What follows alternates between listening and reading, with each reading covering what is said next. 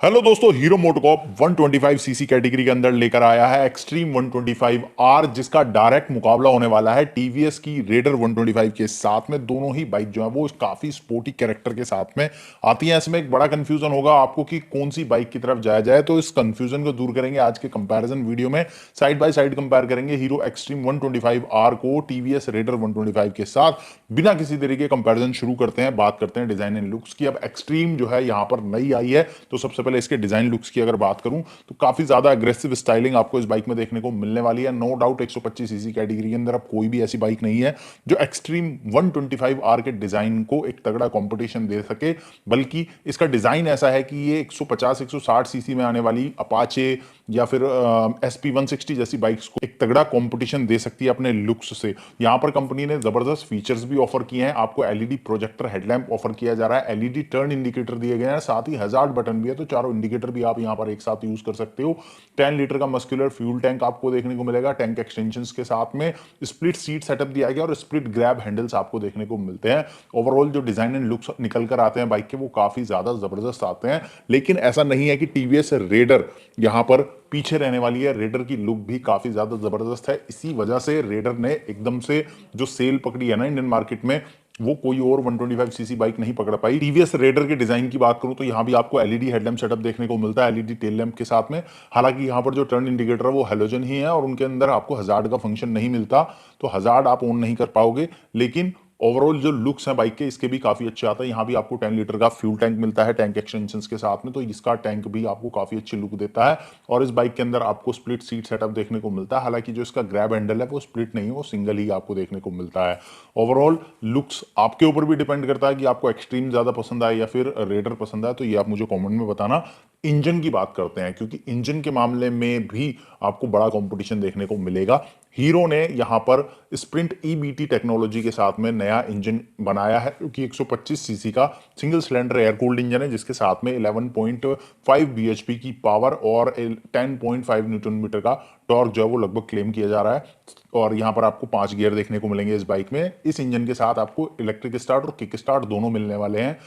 और अगर आप रेडर को देखोगे तो रेडर एक ऐसी बाइक है 125 सीसी कैटेगरी की जिसके अंदर आपको किक नहीं मिलती। ये बाइक आपको सिर्फ इलेक्ट्रिक स्टार्ट के साथ मिलती है। इस बाइक में आपको 125 सीसी का single cylinder air cooled plus oil cooled engine मिलता है, और यहां पर जो इंजन है वो आपको 3 वोल्व के साथ में मिलता है।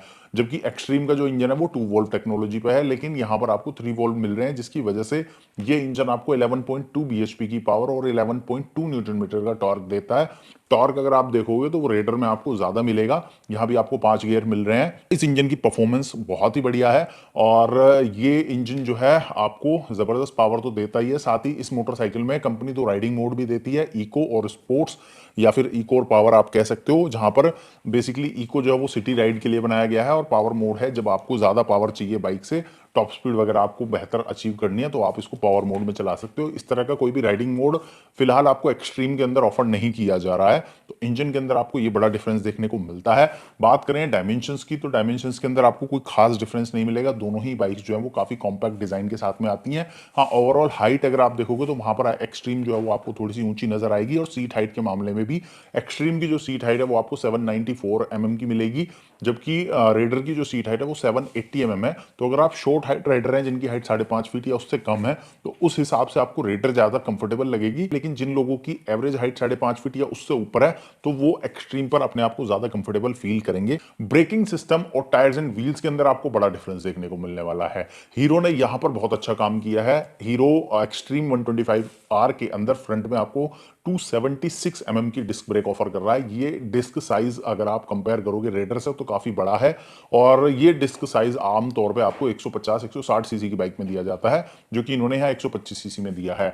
रियर व्हील में आपको 130 का ड्रम ब्रेक मिलता है, कॉम्बी ब्रेक सिस्टम आपको मिलता ही है, साथ ही यहाँ पर आपको एबीएस का ऑप्शन भी मिलेगा, यानी कि एंटी लॉक ब्रेकिंग सिस्टम अगर आपको चाहिए तो आप वो भी परचेज कर सकते हो। जबकि रेडर में एबीएस का ऑप्शन नहीं है।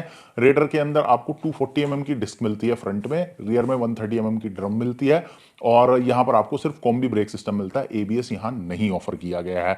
ऐसे ही आपको टायर्स के अंदर भी डिफरेंस मिलेगा। दोनों ही बाइक्स के अंदर 17 इंच के अलॉय व्हील्स का यूज किया गया है। अलॉय का डिजाइन जो है वो डेफिनेटली आपको एक्सट्रीम का ज्यादा पसंद आने वाला है, ये अलॉय डिजाइन इन्होंने डायरेक्ट करिश्मा से ले लिया, मतलब जो XMR में इन्होंने डिजाइन ऑफर किया है ना अलॉय का, वही अलॉय का डिजाइन ये यहाँ 125 सीसी की बाइक में इस्तेमाल कर रहे हैं। टायर साइज भी आपको एक्सट्रीम के बड़े मिलेंगे। फ्रंट में आपको यहाँ पर 90 बाई 90 सेक्शन का टायर मिलेगा 17 इंच के अलॉय के साथ। रियर में आपको 120 बाई 80 सेक्शन का टायर मिलेगा 17 इंच के अलॉय के साथ में। ट्यूबलेस टायर कंपनी ऑफर कर रही है और रियर टायर पर आपको बड़ा टायर हगर भी देखने को मिलेगा, जो कि इसकी लुक को काफी ज्यादा इनहेंस करता है। रेडर की बात करें तो रेडर के फ्रंट में आपको 80 बाई 100 सेक्शन का टायर मिलता है और रियर के अंदर आपको 100 सेक्शन का टायर मिलता है। तो टायर की विड्थ जो है वो आपको एक्सट्रीम की ज्यादा अच्छी मिलेगी और अलॉय का डिजाइन जो है वो भी आपको एक्सट्रीम का ज्यादा बेहतर मिलेगा। साथ ही ब्रेकिंग जो है वो भी आपको एक्सट्रीम में ज्यादा बेहतर मिलने वाली है। सस्पेंशन सेटअप की बात करें तो इस मामले में भी आपको एक्सट्रीम थोड़ी सी ज्यादा बेहतर नजर आएगी, क्योंकि यहाँ सेगमेंट फर्स्ट 37 mm के फ्रंट टेलीस्कोपिक सस्पेंशन आपको देखने को मिलते हैं।